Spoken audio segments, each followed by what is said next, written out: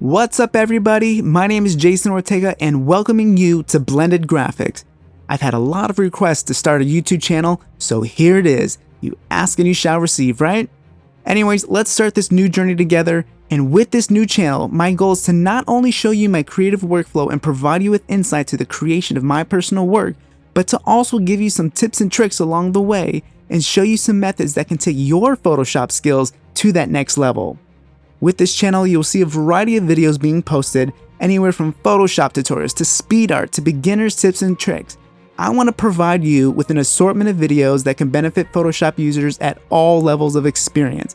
And to kick this new channel off, I'm starting off with the 30 days of Photoshop experience, and I'm giving you 30 videos in 30 consecutive days starting with today. Like I just mentioned, this will be a variety of videos anywhere from 5-minute quick tip videos to 40-minute long Photoshop tutorials. And we're starting off day one with one of my most popular works. I'm going to show you how I created my Ghostwriter image and how I manipulated all of those fire elements to really bring this picture to life. And if you like what you see, please hit that subscribe button and click that bell icon to stay notified of newly posted videos. If you also want to see more of my personal work, you can follow me on my Blended Graphics Instagram page. That's enough talking, let's get this thing going. Welcome to Blended Graphics.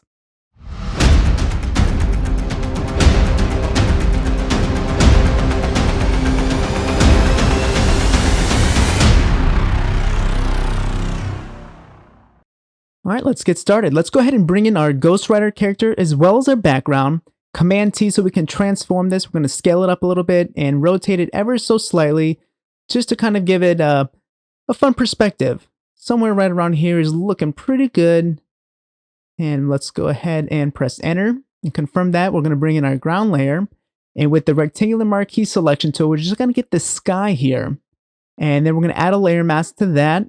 Command I to invert that, and then we're going to bring up that transform properties again, scale this up and rotate it so that way it matches the ground level of our background layer. So that looks pretty good right here. And with the patch tool, let's just go ahead and clean this up a little bit. We're going to get rid of this harsh line on the ground and blend it in a lot better. Looking good. We can now go ahead and bring in our chain layer at the very top here. So we'll turn that on, and we're going to click on that layer and press Command J a few times to create some copies, but turn those top ones off except for the bottom one. Bring up the transform panel, right click, and then flip it horizontally. And then we're going to scale this up just a little bit and position it to where I think might be a nice spot would be somewhere right around here. Looks pretty good. And on that layer, we'll hit Command J and make a copy of that one. And then we'll load that one up. And then we're going to flip it one more time horizontally.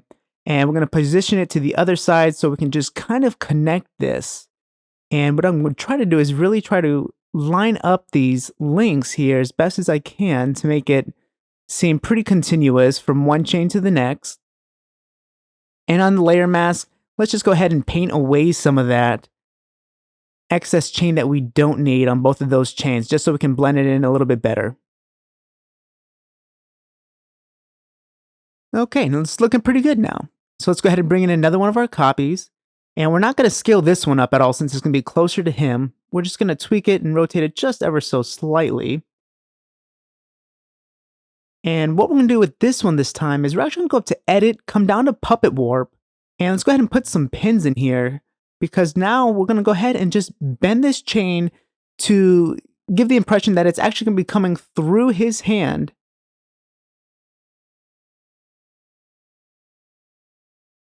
And turn on another.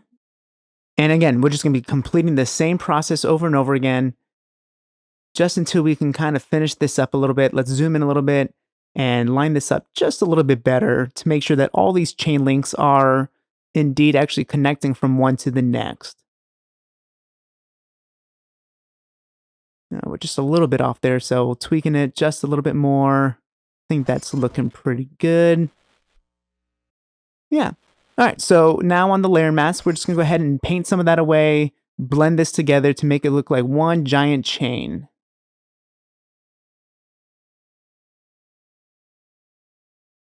with the chain look like it's blended together pretty well, we're going to go ahead and repeat the same process that we did with the previous chain layer with the puppet warp tool. So that way we can make sure that it is really going through his hand. And we'll just delete the end part there because we don't need that. And we'll be a little bit more precise right about around his hand there to really clean that area up. We don't want to go in over his fingers. All right, and let's bring in one more chain. Turn that around a little bit, and we're going to line this up, and this will be the part that's going to be coming on the bottom of his hand. And so we're going to have to do the same thing with cleaning that up over his fingers. And then as well the end point here. But what we're going to do on this one, we're going to actually open up that very last chain link because we're going to close this up with one more layer. And we're going to use the bottom of this to make it look like it's completely closed. So something right around that same size there. And on the layer mask, we're painting black and just getting rid of pretty much all of that except for that one tiny little piece that is going to be closing up that specific chain link. All right. And I think that will just about do it. I like it. So now that that is done, we can go ahead and do some tweaking with that background layer. And we're going to go into the camera raw filter mode. And then from there, we'll go ahead and just make this a little bit warmer. We'll decrease the exposure, increase that contrast. So something like that is looking pretty good. And just give a little bit of sharpening as well, not too much. And after that, we're going to do a little bit of work in the split toning tab, where again, we'll just make this a lot warmer. Sticking around with those yellows and reds. That's looking pretty good. And okay. Something that I do want to point out though is that when I had originally recorded this project, it was on a previous version of Photoshop that actually had that split toning tab. If you're on the most current version of Photoshop, that tab is now all mixed in with the color grading tab, where it's a lot more powerful and you can do a lot more with that one. From here, we're going to go ahead and add a brightness and contrast adjustment layer and clip it onto that background layer. And we're going to bring down that brightness just a little bit more, as well as tweaking some of that contrast. Just something to, I think, looks pretty good. And then from there, we can go ahead and go into the blur gallery and tilt shift blur. And we're just going to tweak around with this as well. I want to go ahead and create a lot more contrast between our character and subject in that background. So that way, when we're looking at this, our eyes are a bit more geared towards our character and not the background as well. So I think this is looking pretty good. And then I usually like to add a little bit of grain in there. And on a separate layer, we're just going to add a little bit of a pop of color. Nice soft round brush. There's going to be a lot of fire, so this is just going to be a bit of a black glow. We're going to go ahead and repeat those same steps with the chain with the brightness and contrast layer. Bring that down quite a bit. And then on top of that, we'll add a levels adjustment layer where we're just, again, just kind of amplifying and really decreasing that brightness. And then we can go ahead and add in a color balance layer. I usually like to do this for my color grading. We're sticking to those warm tones, so everything's going to be pushed towards the reds, the yellows, maybe a little bit in the magenta as well. And this will just kind of give us a nice foundation to build upon. And then I'm going to jump back into that background layer and just kind of darken that up just a little bit more. And we can warm up this background a little bit more with a solid color. Something like a dark orange I think will look pretty good. And we'll clip that and go into an overlay blending mode. And then we'll go ahead and decrease the opacity just a little bit so it's not too much in your face. All right, yeah, this is starting to look pretty good, guys. So what we can go ahead and do now is give this guy a haircut. Let's chop that fire off because we're going to use our very own Firestock images instead. And I have his head here that we're going to use as a reference to help us out. So we can bring in our first Firestock image and we'll put that into a screen blending mode. We'll add a levels adjustment layer so that way we can get a little bit more of that background removed. Something like that is pretty good. And then with a nice soft round brush, we'll just clean it up just a little bit more on the edges there. And I think that will just about do it. So Command T to transform, and we'll bring that back up there. And really, it's just kind of playing around with however you want to make this look. I kind of really want to emulate what's going on with the head here, so I'm going to do the best I can with that. I'll move that over just a little bit. Let's go ahead and hit that check mark there. And on a layer mask, we'll remove some of this excess fire off the side of his head. We don't need all of that. We'll take a little bit off the top there, getting pretty high. All right, just a little bit more. He's looking pretty sharp. One handsome dude. Let's hit Command J. We'll make a duplicate of that. And we're going to push this out a little bit. Let's give this guy some more volume. And from here, I'm going to speed it up just because it's repetitive steps. And you really don't need to hear me talking through all of that.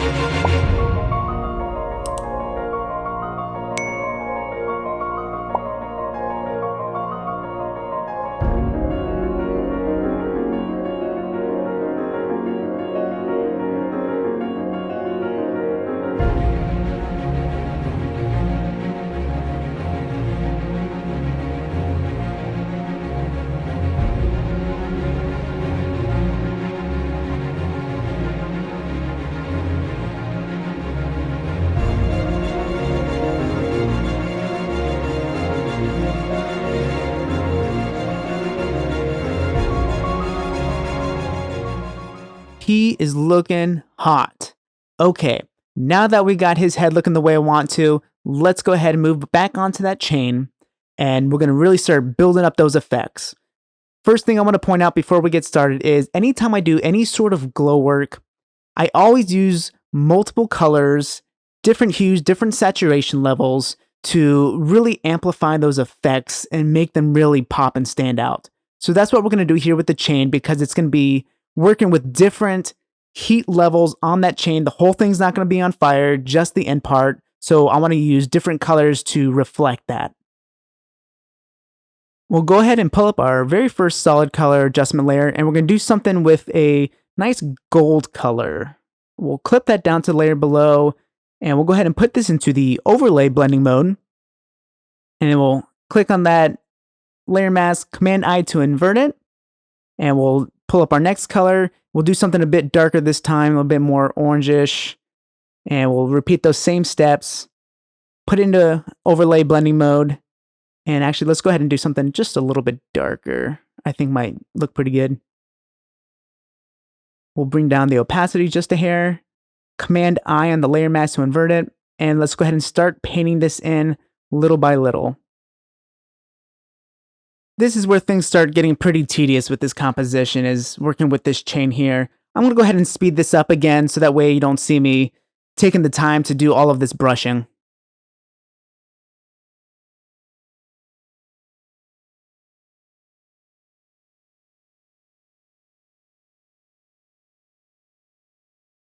We can go ahead and click on the layer mask of our other solid color layer, and we'll paint some of that in. We're not going to do the whole chain, just more the part that's closest to us, because that's what's going to be on fire. A little bit more. And I actually want to add one more solid color layer, something even brighter, because now this is actually going to act as our highlights. And for this one, I think we're actually going to put it in the soft light blending mode instead, and I like that a little bit better. Invert that, and we're going to go ahead and paint on these highlights. What's actually really nice about this chain is that there's already highlights given to us ahead of time, so it makes it really easy for us as to where to paint. So we're just going to go over these, all those little spots. Again, we're slowly building up this effect and making it look really nice. Maybe a couple of bigger spots there. And with an exposure adjustment layer, we're gonna darken this up here, just mainly for the part that's closest to his hand. So let's paint that back in there, since that's not gonna be on fire. And we can go ahead and bring in our first fire image, which is gonna be the same one that we used for his head. And we'll rotate this to match that same line that we got going on for his chain. Tweak it up there just a little bit. And we'll bring in our next one and repeat the same process. Just like what we did with the color grading of the chain, we're just gonna do this little by little in small segments at a time to manipulate this the way we want it to. Now I'm gonna go ahead and use actually one of my cloud brushes to get rid of some of this excess fire. I don't have a fire brush itself, so I figured that this cloud brush will do the best to kind of create that texture that I'm looking for. And going back to a normal brush, we'll paint away some of that on the chain so that way the fire is not completely covering that up. We want to preserve that detail on that fire. We can hit Command J to intensify that flame as well. And then from here, we'll clean it up just a little bit more, repeat the same process of adding more fire, turning it around,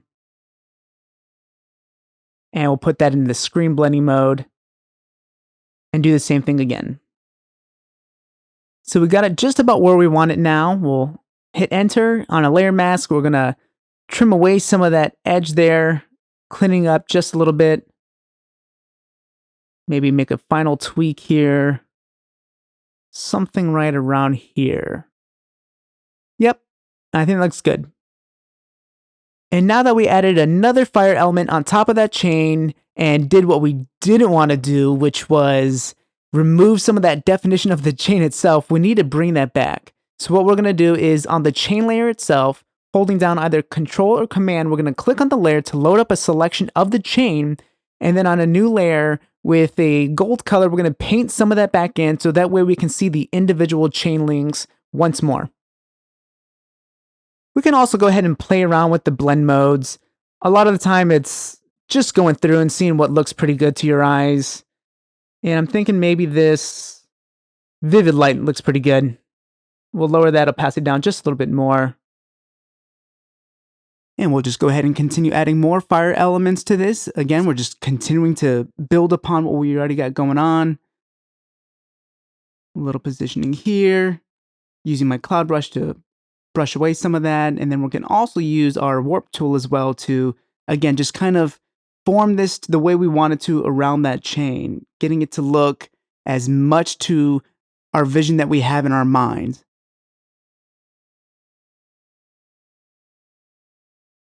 A little bit more trimming, starting to look pretty nice. And we'll close in just a little bit more, closer to the chain so it's not spreading too far out. Brush away this back end here. We want the fire to slowly develop towards the end of that chain and get larger as it's closer to that right side.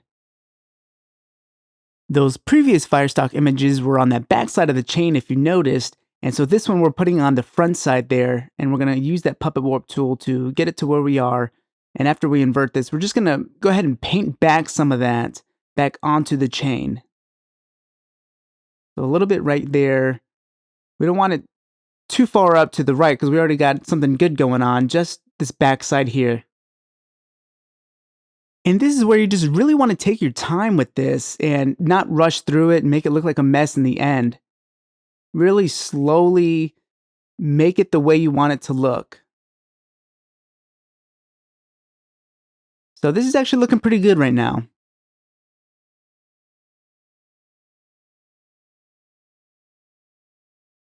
And we're going to do something what we did before, and we're going to load up a selection on this one more time, and we're going to go ahead and actually start painting the highlights. And we're just going to use the very edge of these chains to really make that bright color pop a little bit and give it some accent to it. And because all these links are so close together, that's when the pen tool really comes in handy to really isolate that segment. And I'm just going to go ahead and speed this up again, doing all the highlights on this chain.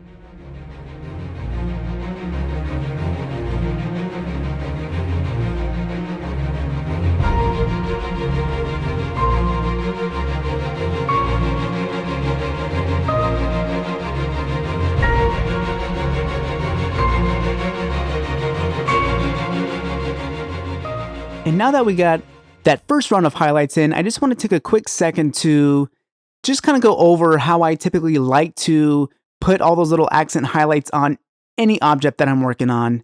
Anytime I load in a selection or have a clipping mask to the subject itself, I usually like to work with a really soft round brush, and I turn it up to 100% opacity. And a lot of times I brush just outside of the selection or the object that I'm working on, so it just ever so softly just kind of touches on the edge of those selections that I'm working with. And that's just a personal preference of how I like to do it. I find I like the results when I do it that way. Maybe you have something else that you personally like to do. Just wanted to offer a little something that I usually use in my workflow. Let's go ahead and turn back all of those fire images that we have on there. And see, now you can start to see a lot of those links being a little bit more visible to us and really coming through that fire. And we're going to do something what we did before and just kind of paint on this a little bit. Again, just make it pop ever so slightly. And playing around with the blending modes, usually something around this hard light overlay is usually where I tend to go to. And we'll make a little bit more final adjustments on the links itself with the highlights, going back and retouching some of little things I've missed in the first go around.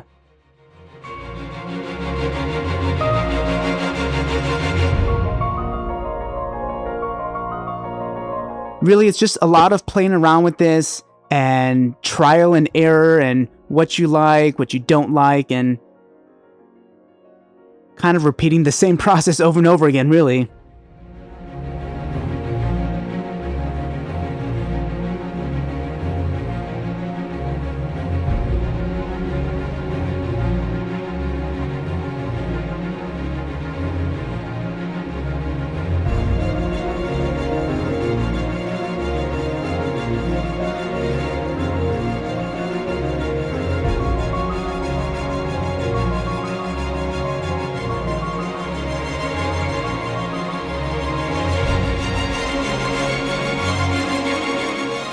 We're definitely making some good progress with this chain here. I don't like the white, so we're going to go ahead and put this into an overlay blend mode. And with that copy that we just made, we'll also put that into a overlay blend mode again, I think.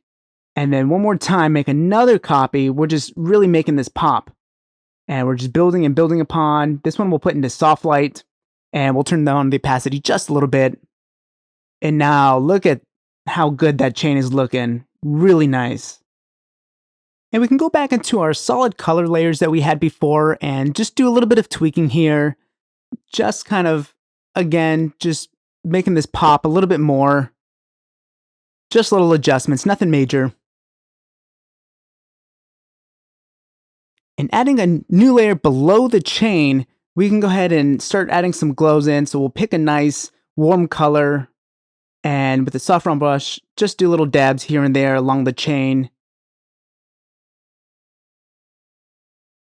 And what we can go ahead and do now is put this into one of our blending modes, something that looks good to us.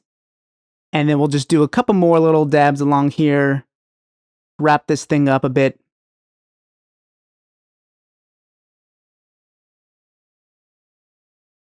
And we'll add just a little bit more around here, some around this area of the chain. And here's our before and after. Really subtle difference, but definitely makes a huge difference in the end. Our chain is looking really close to the way I want it to right now, so we can go ahead and move on from here. And we've already worked on our background and our character's head and the chain, so let's work on our character's body itself and play around with some of the lighting levels and do some adjusting with the color grading to help really make him blend in with this background. So the first thing we want to do is add an exposure adjustment layer and bring down that light a little bit. And then from there, we'll add a color balance layer. And just like what we did with that background, we're going to stick to those warmer tones, the yellows, the reds, and that alone will make a huge difference to help blend them in. And then we'll use this levels adjustment layer to bring out those highlights, and we'll hit Command I on that mask to invert that, and we'll go ahead and start painting back in some of those highlights. That's going to be closest to the fire, so around his head and by his feet here, that's going to be coming off the chain. To enhance these highlights even more so, we're going to pick a nice warm color here, and we're going to clip that onto him itself, put that into overlay blend mode, and do the same thing of inverting that mask, and we'll paint back some of that just around the edges again. This is going to make it much more believable to us and a bit more realistic that all this fire is really bouncing off of his clothing. And so we're going to go ahead and add even another solid color layer here, something even brighter. And we will put this one into an overlay blend mode as well. And we're going to get right back to work, continuing to build upon those glows around his body. Again, just kind of hitting the areas that's going to be most affected by the fire. A little around here by his leg, a little bit more so here by his foot. May not look a lot right now, but like I said, with all of these effects building upon one another, the overall effect is going to look really good in this outcome. Of course, our character won't look nearly as menacing without any glowing eyes beaming at you, so we don't want to leave that out. Want to find a nice color that we want to use here. Again, just kind of play around with those blending modes. Whatever you like. I also want to add a bit more work to the top of his head here and be a bit more effective. So we're bringing in this explosion picture, putting that into a screen blending mode and just bringing that down, scaling it down a bit, and really brighten up the top of his head here. We can also go around his eyes, start adding some highlights to the rest of his face. And this pen tool is going to really help us a lot in that area of really keeping this confined to a specific location. Just always remember, whenever you have any sort of light source, if you have other subjects around, that light source is going to be bouncing off or reflecting somewhere. So when you can add these nice little rim lights like we're doing right now around his eyelids here, again, it just really helps paint a more realistic picture and outcome. So keep that in mind whenever you're working with any sort of glows or a light source in your images. And we can actually go back to the chain and we're going to add another solid color and clip it on here. And we'll just do a little bit more touching up around some areas of this chain here. Just a little bit of reflective color coming off of the chain from the fire. Maybe you can't see it from far away and once this image is back to normal, but it's always good practice to put in all those little tiny details. And with all of this fire going on, you're absolutely going to have embers shooting off from this. So that's what we're adding right now. Just kind of transforming it and rotating it the way we want it to. Duplicate the layers so that way it brightens it up a little bit more. And we'll kind of put this all over the chain here. And then we'll even bring in another image and we'll put this into a screen blending mode as well. Scale this up. And these will be for the particles that's a little bit further away. We'll put some blur on it so it's not really sharp, especially because there's going to be motion going on, so it's not going to be too crisp and clean looking. And once you invert that layer, we'll just go ahead and paint back some of those little ember particles. It can be real easy to get carried away with these effects, so a good rule of thumb is always just less is more. And what we can do now is add a layer and we can start painting on the floor here because of course there's going to be some light reflected off of that ground as well. Let's go ahead and now have this other layer. We'll find something even brighter to increase the intensity of this light a little bit closer to the chain. So something just right here at the bottom, not too far away, just where the flames are most pronounced. With lots of fire, you're also going to have a lot of smoke. So that's what we're adding in right now. However, I'm not going to add too much in because I want to keep this a nice bright picture. And I don't want to go too overboard with the smoke and that way you lose the background image itself. I don't want to block that. So just kind of some little dabs here and some little dabs there. And that will create the effect that at least that I'm going for.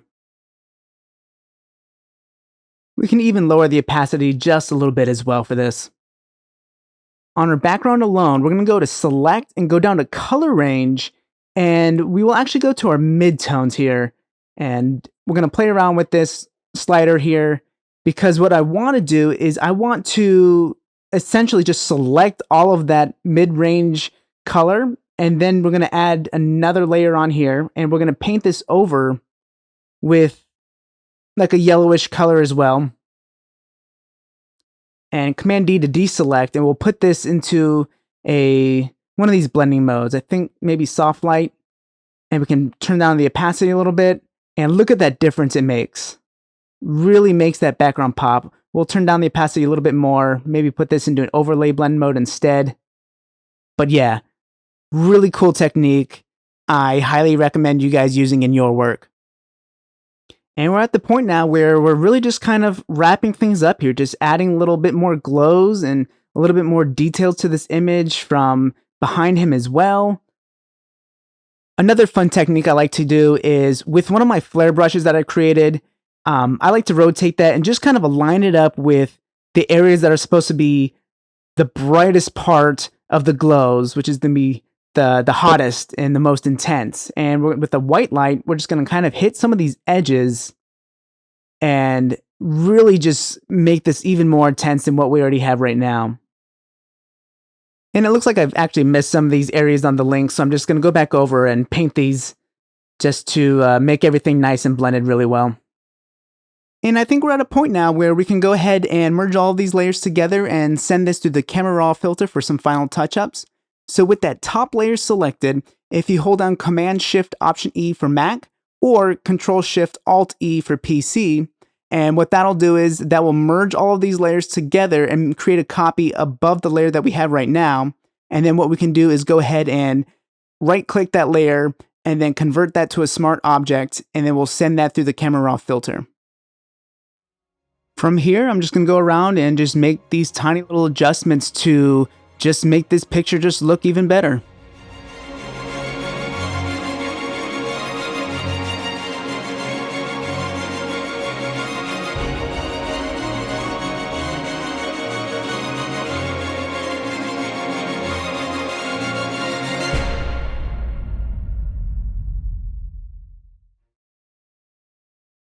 And there you have our final image right out of the Camera Raw filter. Here's our before.